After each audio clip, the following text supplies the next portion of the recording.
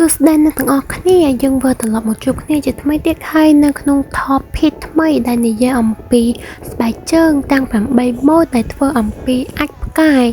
ពេជ្រនិងសោបមាសតម្លៃជាង$20 លានក្នុងមួយគូដើម្បីផ្គត់ផ្គង់តារាបង្ហាញម៉ូដឬតារាជួរមុខល្បីរួមទាំង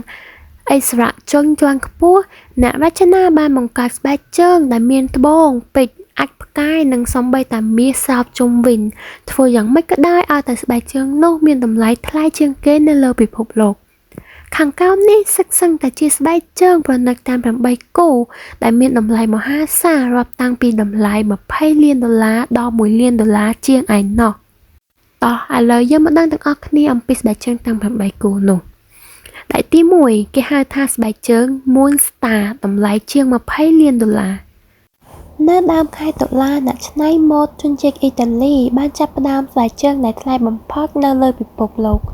ផលិតផលនេះត្រូវបានផលិតចេញពីត្បូងពេជ្រ30ការ៉ាត់ដែលជាបំណែកនៃអាចផ្កាយត្រូវបានរកឃើញនៅក្នុងប្រទេសអាសង់ទីន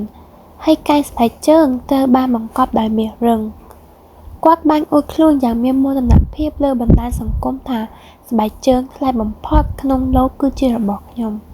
ទី2 Passion Diamond តម្លៃ$17 លានស្បែកជើងនេះត្រូវបានដាក់បង្ហាញជាសាធារណៈដោយ ម៉ាក Jada Dubai ក្នុងខែកញ្ញាឆ្នាំ2018តម្លៃនៃផលិតផលនេះត្រូវបានកំណត់ដោយមាសសូត្រនិងត្បូងពេជ្រចំនួន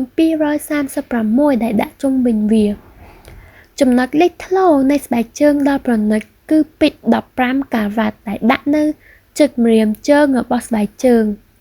ចំណែកខាងក្នុងត្រូវបានផលិតចេញពីមាសសុទ្ធស្ដើងដើម្បីកុំឲ្យអ្នកប្រើប្រាស់មានអារម្មណ៍មិនស្រួល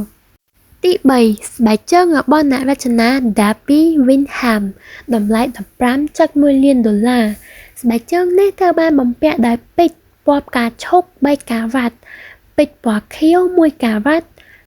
ពេជ្រ4គ្រាប់3ការ៉ាត់និងពេជ្រ1000ឈុចស្បែកជើងមានខ្សែរួតមាសស្បែកក្រពណ៌មាស24ការ៉ាត់និងដេរមាស18ការ៉ាត់នៅខាងក្នុងស្បែកជើងត្រូវបានតុបតែងដោយមាសថែមទៀតផងទី4ស្បែកជើង Ruby របស់ Henry Winston តម្លៃ$3 លានស្បែកជើងដ៏ភ្លឺឆ្វាតទាំងនេះត្រូវបានផលិតក្នុងឆ្នាំ1989ដើម្បីរំលឹកខួបលើកទី50នៃខ្សែភាពយន្តបុរាណ The Wizard of Oz រចនាដោយ Ronald Winston ស្បែកជើងនេះមានត្បូងទទឹមចំនួន1400និងត្បូងពេជ្រចំនួន50ការ៉ាត់គាត់បានចំណាយពេល2ខែនៃការងារយ៉ាងល្អិតល្អន់ដើម្បីភ្ជាប់ពេជ្រទាំងអស់ទៅនឹងស្បែកជើងទី5 Vita Harris តម្លៃ$3 លានស្បែកជើងដែលតុបតែងដោយត្បូងពេជ្រត្បូងទទឹមនិងត្បូងកណ្ដៀងត្រូវបានផលិតដោយអ្នករចនាដ៏ល្បីល្បាញ